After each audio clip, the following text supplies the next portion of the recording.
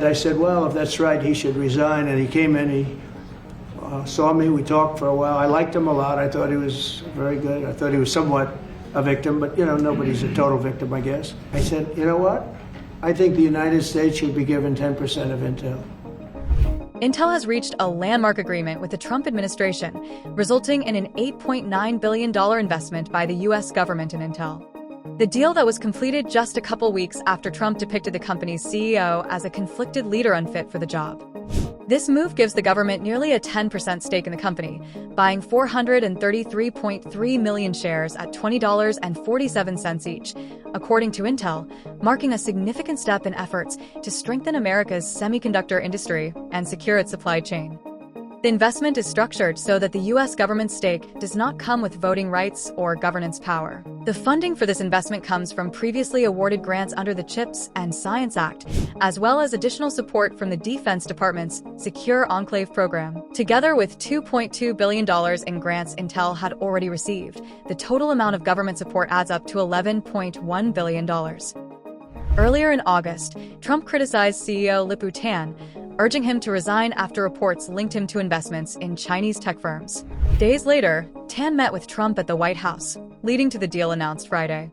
Yeah, I met a man, he was a very nice man, and I called for his removal because I saw something by a man named Tom Cotton, a senator from Arkansas. He's a great guy, friend of mine, supporter of mine, big supporter. I'm a supporter of his too.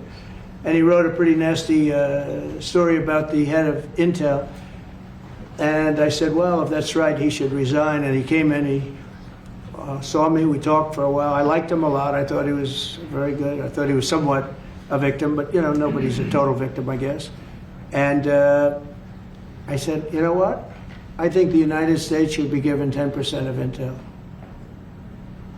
And he said, I would consider that. I said, well, I'd like you to do that because Intel has been left behind, as you know, compared to Jensen and some of our friends, NVIDIA, some of the people and the people in, because Intel should have never been. Intel was the biggest, most powerful chip company in the world.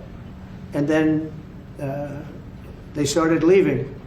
And they started going to foreign countries, in particular Taiwan.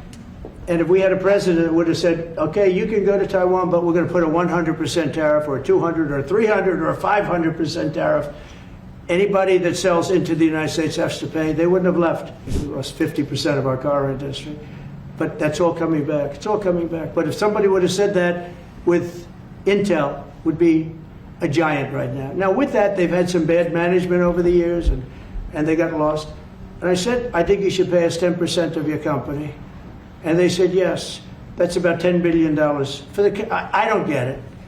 This comes to the United States of America. And I said, I think it would be good having the United States as your partner. He agreed. And they've agreed to do it. And I think it's a great deal for them. And I think it's a great deal. He walked in wanting to keep his job, and he ended up giving us $10 billion for the United States. So we picked up $10 billion. And we do a lot of deals like that. I'll do more of them.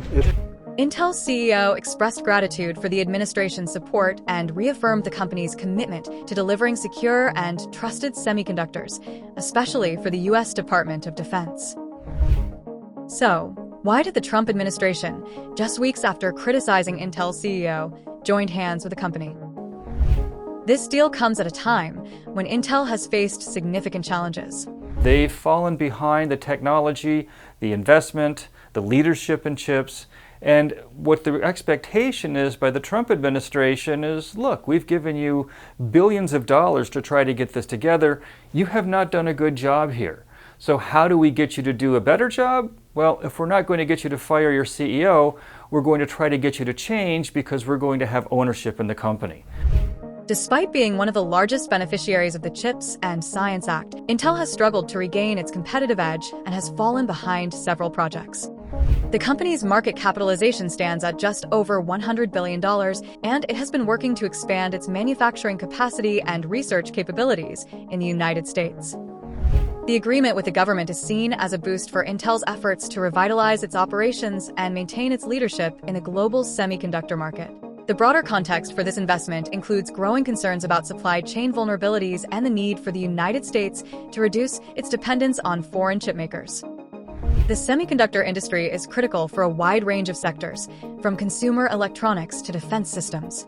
By taking a direct stake in Intel, the U.S. government aims to ensure that key technologies remain under American control and that the country can respond effectively to future challenges. In addition to the U.S. government's stake, other major investors have shown interest in Intel. Recently, Japanese technology giant SoftBank Group announced it is accumulating a 2% stake in the company. This signals broader confidence in Intel's potential for recovery and growth. So Intel is a tech company that was able to get some support from the Biden administration.